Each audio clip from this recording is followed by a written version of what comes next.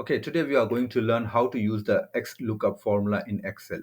For example, if you have given a task of getting the data of each sales team for a given period of time, the easiest way is to use the XLOOKUP formula, which goes equal to XLOOKUP. Okay, in the lookup value, you select the sales team, enter comma, and the lookup array, you just need to select the teams, okay, and enter comma, and then you have to have the return array, which is the value of each month.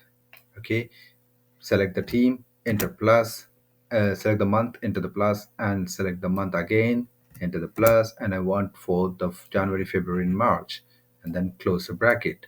Once you close the bracket, you'll have the value here.